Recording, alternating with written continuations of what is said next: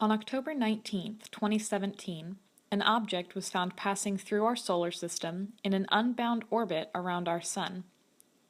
At first, astronomers thought this object was a comet. However, the object was lacking a cometary tail. Astronomers called it a lonely rock, or Sola Lapis, and named it 1I 2017 U1, but we'll call it U1 for short. U1's orbit is unbound, meaning that once it goes around our Sun, it will be thrown out of our solar system forever. U1 was found to be moving at 26 kilometers per second, which is nearly the speed of the Earth around the Sun. This velocity and orbit has made astronomers doubt that U1 came from our solar system. So where did it come from? S. Portuguese Vart and his collaborators attempted to answer this question in their paper, The Origin of Interstellar Asteroidal Objects Like 1I 2017 U1. There were three possibilities that stood most prominent. First, U1 came from the Kuiper Belt, or Oort cloud. Second, U1 could have been launched into our system by a nearby star. Finally, U1 could be debris left over from star and planet formation elsewhere in the galaxy. Diving into the first possible explanation, astronomers observed U1 in the visible range of the electromagnetic spectrum using the Hale telescope. They determined that U1 was more red than the objects typically found in the main asteroid belt. However, U1's color matched that of objects originating in the Kuiper Belt, or Oort cloud. These are regions of space in the solar system populated by debris like asteroids from the formation of the solar system. During a collision, one of these small bodies could have been thrown out of a bound orbit. To test if this explanation was correct, they ran simulations in which they placed Oort cloud objects around the Sun, gave them a velocity, and watched what happened. They found that about 85% of the objects remained bound. However, 15% of the objects became unbound with high eccentricities, like U1.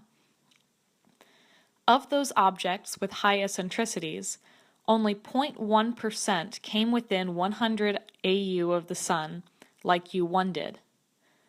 To verify these results, they then performed an N-body simulation, which is used to study the evolution of a system given a set of parameters.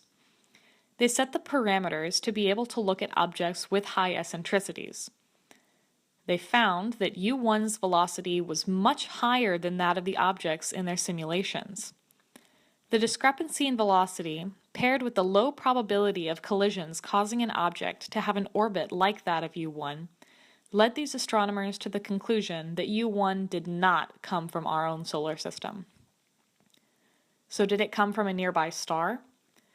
To test this hypothesis, they used data from Gaia T-gas, supplemented by radial velocity data obtained from RAVE DR5, Pulkovo, and Geneva, Copenhagen. Gaia T-gas is a massive catalog of 1 billion stars detailing their distributions and motions. An object's radial velocity is its velocity along the observer's line of sight. You can think of this as how fast it is moving toward or away from us. Using this data, they created a list of 3,801 stars that were within 30 parsecs of the Sun, with extensive information on their position and velocity over time. They then used a program called Galaxia, which allowed them to rewind the motion of these stars and U1 to see how they interacted in the past. It seems that U1 came within 0.159 parsecs of the star TYC 4742 1027-1, about 1.3 megayears ago, but that at the time it had a relative velocity of 103 kilometers per second. This velocity is very high for an object that originated within that system, So the astronomers concluded that it is not likely that U1 originated from this star, and that if it did, it is even less likely that it came from the inner parts of the planetary system. Now looking at the third possibility, U1 could be a piece of debris left over from star and planet formation. To determine the distribution of debris, they did n-body simulations of a stellar disk surrounded by dark matter to recreate our Milky Way, as the distribution of debris should be similar to the distribution of stars in our galaxy. They selected the stars that were between 8 and 9 kiloparsecs from the center of the galaxy model, and then also selected every star within 50 parsecs of the original selected group. This is because at this distance from the star, the effects of the thickness of the disk on the data were negligible. Knowing that the distribution of debris will closely mimic the distribution of stars, we can take the relative velocities of the stars to be representative of that of the background debris. They found that the probability for velocities peaked at 69.4 kilometers per second. However, the peak was very broad and ranged from 36 kilometers per second to 85 kilometers per second. U1 was observed to have a velocity of about 26 kilometers per second, which is much lower than the velocity of the simulated background debris. However, the difference in velocity is much smaller than the difference from simulations in which U1 originated from a star or from the Kuiper Belt. So how common are they? Zwart and his team obtained a naive estimate of how common comets are in our galaxy. Assuming that every star has a lot of icy planetesimals orbiting it, knowing the stellar density in our galaxy, and estimating that half of these objects will be ejected from the star as comets, these scientists estimated our local comet density to be 8.5 times 10 to the negative 7 per cubic AU. They then considered a younger planetary system with a circumstellar disk, which could eject U1-like objects if the disk were disrupted in the early stages of the star's development.